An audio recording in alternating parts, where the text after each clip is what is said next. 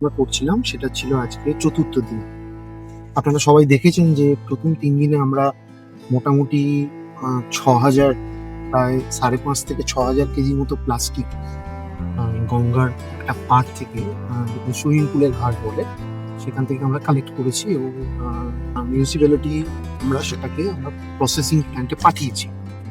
তো আজকে ব্যাপারটা একটু অন্যরকম।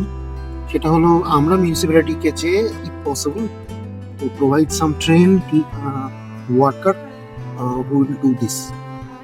তো ওরা প্রথমে তো বললো ৪ জন পাঠাবে। তো আনফরচুনেটলি কোনো একজনের ডেথ হয়ে যাওয়ার জন্য আমরা মাত্র ২ জন বন্ধুকেই পেয়েছিলাম। তো তাদের আমরা গ্লাভস প্রোভাইড করি এবং তারা এই কাজটা আবার করতে শুরু করে।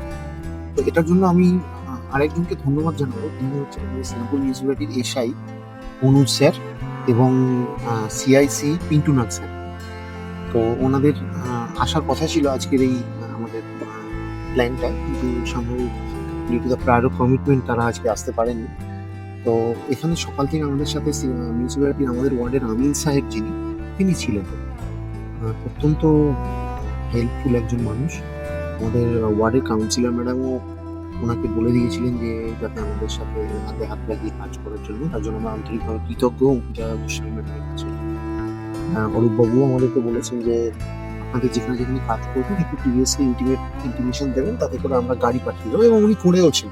এর আগে দুবার আমাদের যা ব্যাগস হয়েছিল প্রায় 90 to 95 প্লাস্টিক বিন ব্যাগে আমরা লিটার প্লাস্টিকগুলো কালেক্ট করেছিলাম।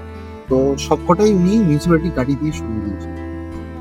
আমি প্রসঙ্গে একটু বলে রাখি যে আজকে চতুর্থ দিন, আজকেও পসিবল হলো না এই টোটাল প্লাস্টিকটা এই ভ্যাট এবং এর সারাউন্ডিং এরিয়া থেকে সরানো।